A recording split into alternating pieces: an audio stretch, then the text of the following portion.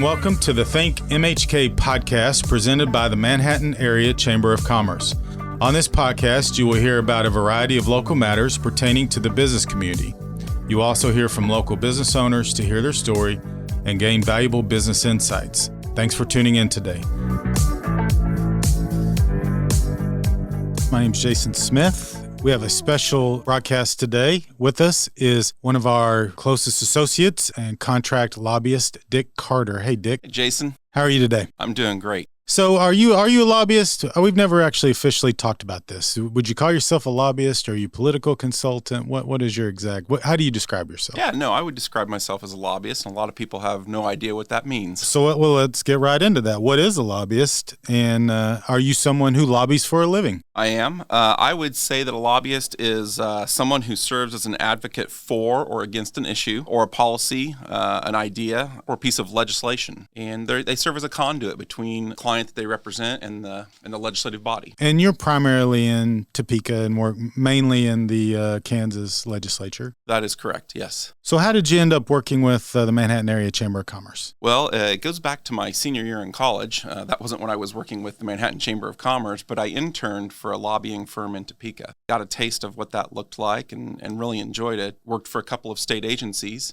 And then in 2003, started my own firm, the Carter Group, and the Manhattan Chamber was one of my first clients. And how did you meet? That would have been Lyle, right? Lyle Butler would have been the president. It was time? with Lyle Butler. I actually represented the Travel Industry Association of Kansas, and at the time, Becky Blake was the Convention Visitors Bureau director. And she asked if I would be interested in submitting a proposal to represent the Manhattan Chamber. So nearly 20 years ago, and you've been representing Manhattan ever since? That is correct. Do you have other clients in the region? I do. I've got 11 clients total, some that are here in Manhattan. And I try to keep my clients in the same interest areas. So I represent economic development, business interests, but I also represent municipal law, some higher education, and work with the city of Manhattan and work with Riley County government as well. So how does somebody get into this kind of work, and what made you decide to go into this business? I think lobbyists come from all walks of life. Some of them come from their profession. They get involved in public policy and want to be a part of that process.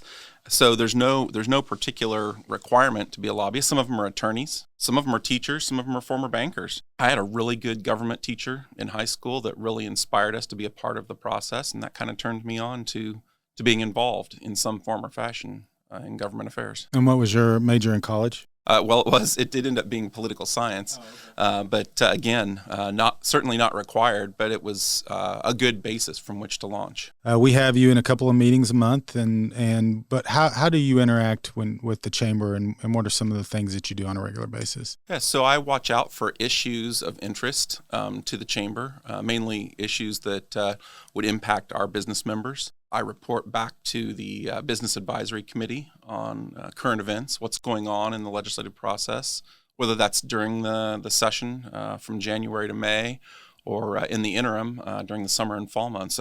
We're getting ready for a special session of the legislature. That's just yet another one of those pieces. I keep them informed about what's going on in that public policy arena. Even when session isn't going, I know there's quite a bit that goes on at Topeka. What are some of those things? Yeah, when we're not in session, I work with clients, including the Manhattan Chamber. We talk about what issues might be coming in the next session. We talk about anticipating what a position might be on a particular issue, developing those legislative platforms or programs. And so that's a lot of what goes on in the off season. It's a little bit different in election years.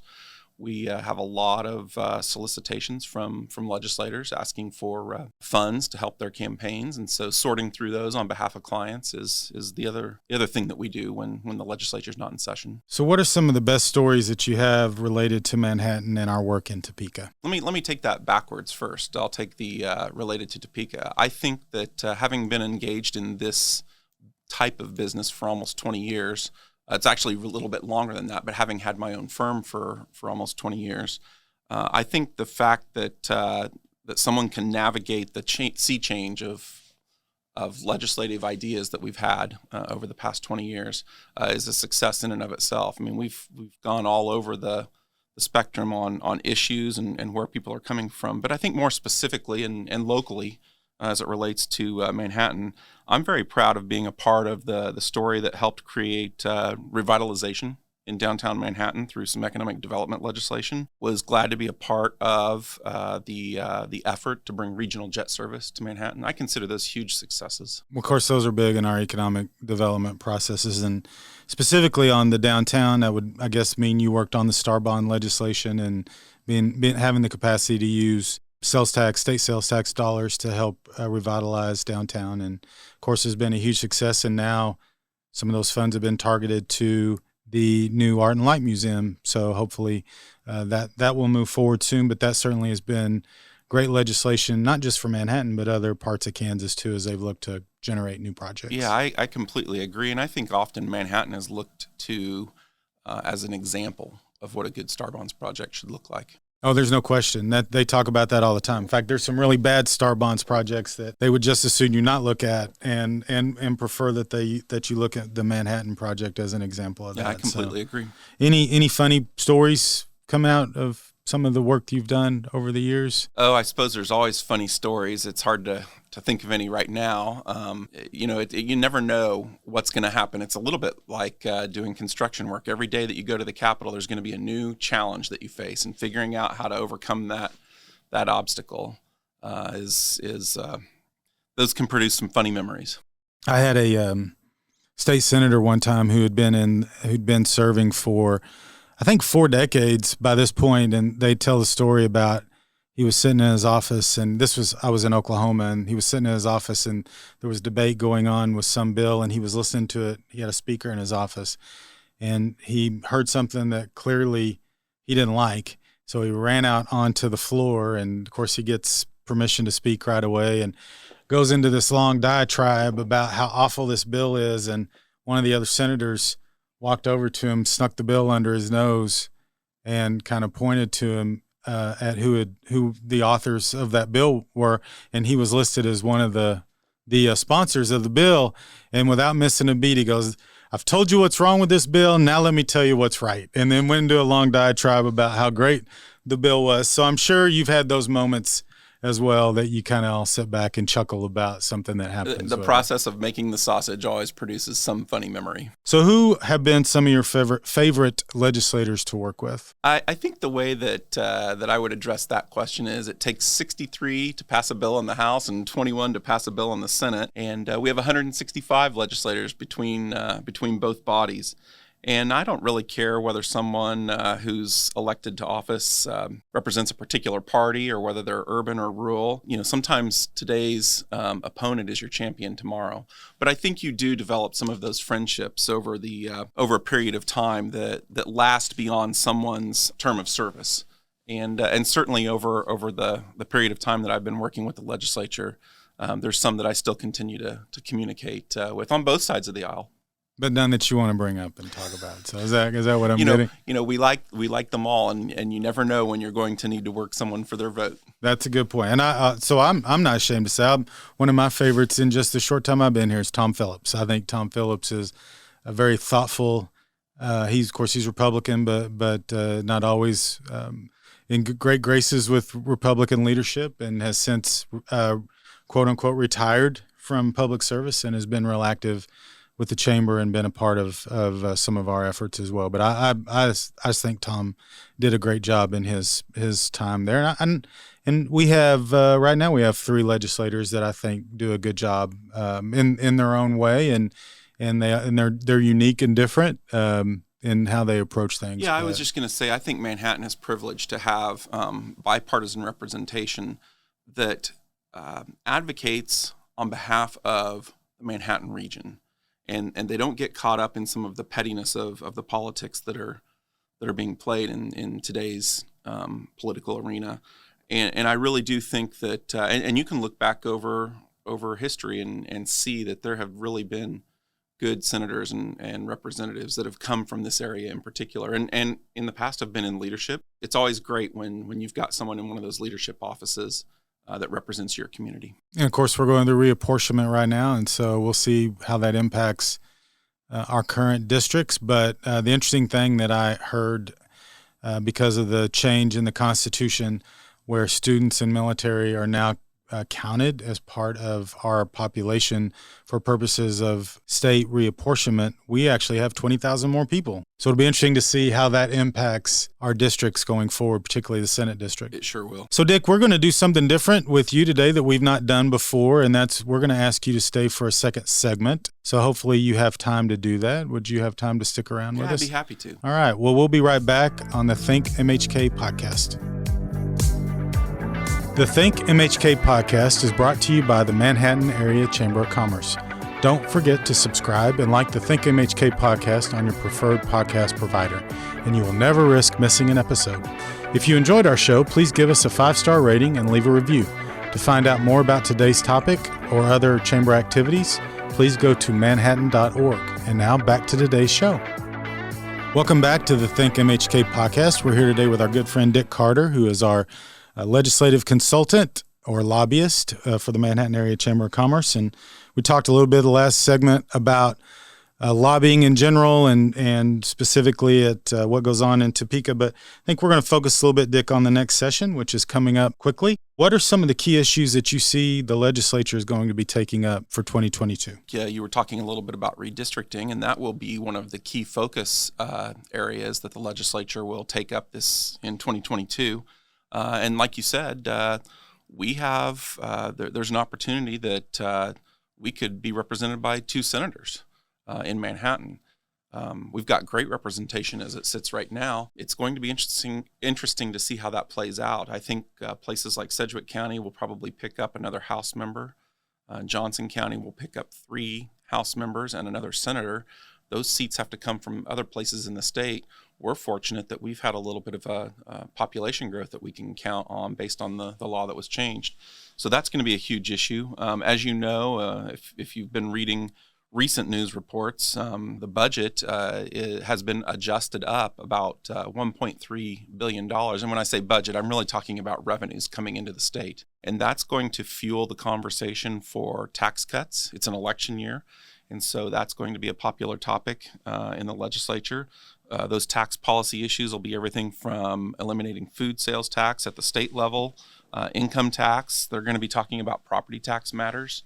Again, property tax matters don't really play into the state budget other than the 20 mills that are immediately pulled off for schools. But that's going to be a hot topic. And then it's going to be election year politics. And there's going to be a lot of shenanigans that we like to say will be going down in Topeka. At the time of recording this, it seems like that the grocery tax might be kind of a popular choice. Is that something you're seeing, or is that, I know the governor has come out in favor of ending the state sales tax on groceries. Is that something you're seeing with bipartisan support, or is it limited to the administration? Yeah, it's something everybody wants. It will be turned political.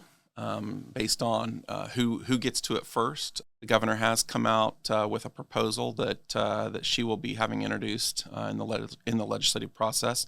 I think everybody supports the elimination of food sales tax, and we're talking about food that is not prepared. So it's the type of items that you'd be buying off the shelves in the grocery store. It has a large price tag. It's about $450 million hit to the revenues for the state. In past years, those were numbers that the state could not afford to give up.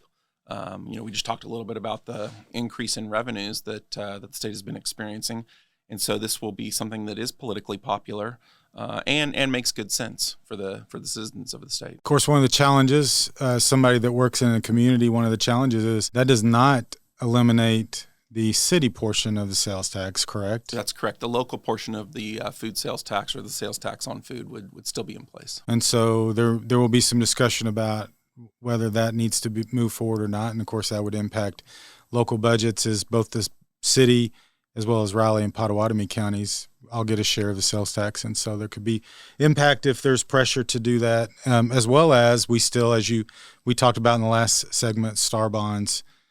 We are currently receiving state sales tax, and there is a grocery store in our star bond district, and so that would be another matter that from a Manhattan perspective would have to be worked out. That's true. Now, in the past, to address property taxes, there have been subsidies to local governments. That ceased a few years ago. Of course, the Raleigh County Commission is very active in reminding us that on a regular basis. Do you see anything like that coming back where you get a subsidy to the local governing bodies in return for lowering property tax, or is it just on what maybe the state would allocate? Well, it's been couple of decades since we've had the local ad valorem tax transfer be in place. I think it's still in statute, and so legislators have to deal with that every year when budget time comes around. I think there's a number of things related to some of those agreements, especially there's one coming up that originates out of Atchison, in Atchison County, dealing with the local sales tax special revenue agreements between a county and a city. I think that could have an impact on the local area. So we talked about a couple, but what are some other potential issues that may impact Manhattan or the region? Well, I think certainly, I don't know if expanded Medicaid is going to go anywhere. That can be an election year topic. Again, I'm not sure if that will come up this year or not. Certainly, we will have to watch very closely redistricting. If there's any economic development legislation that comes in play, there was a big bill that kind of a big package of bills in the last session that made its way through. So I'm not terribly concerned about anything related to our economic development efforts or the tool. We call it the economic development toolbox, the things that we have in there that we can use as a chamber to attract or retain businesses. But I think redistricting is big. The budget is big. We have the university here, and so making sure that their money continues to flow. It'll be interesting to see what they do on education, just K-12 education. Yeah, and of course we always are battling for higher education funding because it impacts so much of our economy here. But one of the other issues that Manhattan seems to discuss a lot, doesn't necessarily resonate in the rest of the state right now as much as it has here, is dark store theory. You and I have argued maybe because we have misnamed it, and maybe it needs to have a different name. But basically, dark store theory means it's a way of assessing property that some of our larger big box retailers and other commercial properties are using to fight their assessed value, and in some cases are winning and getting their property tax lowered, which in almost every instance is just going to mean it's going to get transferred to other taxpayers, because you don't see very often where people lower their levies because of that and generate less revenues. And so that's something that we have focused on locally in Manhattan for a while, and you've obviously watched for us. Any momentum at all on moving legislation as it relates to dark store theory? Yeah, I think that this year could be a year where we begin to see some of that play out in the legislature. Very few legislators are aware of what that valuation term is. There have been no bills in the legislative process that speak directly to dark store theory, other than there has been a bill for the past couple of years on behalf of Riley County that would change the definition of hypothetical lease fee, which is one of the methodologies that can be used in evaluating a property. I think that we have a very aggressive tax chair in the Senate that might bring something up. We also have a case over in Johnson County where the Walmarts have won through the Court of Appeals process, and Johnson County has asked the Kansas Supreme Court to hear the case as it relates to the Walmart valuation cases in Johnson County, and so that definitely could have an impact on anything that plays out in the legislature as well. So maybe if something doesn't happen in the judicial system, there could potentially be a legislative action to help with that. I definitely think we could see something. A lot of people have heard of METL, which is the relationship we have with Emporia, Topeka, and Lawrence. And I know you were here when that group was formalized. Talk a little bit about what METL is, how it was formalized, and how that might impact our agenda for 22. Yeah, absolutely. Several years ago, it became apparent that there were at least a couple of areas in the state where those legislative delegations held together for a specific area or a specific region, and they were usually successful in their endeavors. And METL was born out of a common interest in, I think, business manufacturing, education, higher education, economic development, transportation, and healthcare. And it's made up of the chambers and the communities of Manhattan, Emporia, Topeka, and Lawrence. As a community, Manhattan has 3 legislators with whom we have direct representation, and a couple of others that come in and touch us on the outside city-county boundaries. But with METL, we have approximately 30 legislators representing that greater area of Manhattan, Emporia, Topeka, and Lawrence. And so we've had the opportunity to come together on some significant issues and weigh in on some legislative matters that I think legislators have really been interested to see what that region has to say. Well, obviously, one of the things that connects us is higher education, and so the two of the three major universities in the state are located in the METL region, and of course, Emporia has a large university presence as well. But one of the other things that we have worked on together and continue to are transportation issues, and it seems strange, I think, to some people who work with us about why we would jump in and support a transportation project in Lawrence or one in Topeka. And I think there's a couple reasons for that. Number one is connectivity to Kansas City is really important to Manhattan. And so making sure that people can get to and from Kansas City fairly easily for a variety of reasons, whether it's interstate connectivity or access to a larger airport or to the port is really important. But the other issue is once we're able to get some of those projects funded, then we can put one of our projects on there and get support from Topeka and Lawrence and Emporia to help us with our project when and if that time comes. And so those things are important as well. So just joint things that impact us all. Economic development's another one that we've sort of aligned our interests to make sure that our spin on the economic development legislation is important too. And we do issue a agenda every year, and the Manhattan Chamber will take the METL agenda and adopt it as our own personal agenda and then add maybe two or three other items. For instance, last year, and you might talk about this because it was a big win for us, but last year with the certification recognition for military spouses and other people, and that was an important issue for us, but another big win for Manhattan. Yeah, one of the things that we've found, and I think it's really been taken to another level with the COVID pandemic, is finding workers, finding qualified folks to fill positions in the community. And the alternative certification bill that passed puts into place opportunities, whether they're military spouses or just other folks that have traveled in either from for the university or just have moved to the area. There's opportunities for those folks to apply for that non-traditional licensing, take on some of those roles. Yeah, basically reciprocal agreements. So if you're certified in one state, you're certified in Kansas. And according to our military relations people, we were one of the few states that didn't have that. That was a big win, and we appreciate you working on that, Dick. So obviously the last 2 years have been interesting with COVID, and talk about how that impacted the process, both in terms of just the logistics and how much you were able to interact, and then maybe how it impacted the legislative process. Yeah, in 2020, the session ended abruptly in the spring. That was kind of when the outbreak occurred. Nobody really knew what was going on. And the legislature hurried quickly to pass a budget and ended the session. We ended up having a special session that later on that summer to deal with emergency management in a health crisis or pandemic. Who would be in charge, and I think there was a little bit of a scuffle between legislative leadership and the administration, the governor's office, on who gets to make some of those calls. It's hard to manage a pandemic by committee, but that's, in a sense, kind of the direction things began to go. The 2021 session began very quietly. Again, we were still, we weren't in lockdown phase, but there were no advocacy groups in the Capitol. You had to have a badge or an invitation or a letter that you were testifying to get into the Capitol early on in the session. As the immunizations became more widely available, the end of the session began to look a little bit more normal, and business in the Capitol returned to what I would call more of a normal phase. There are still committee rooms that don't have a seating gallery for folks to listen and participate. We still have folks who testify virtually via, I think the legislature uses WebEx for their client that you can zoom in on.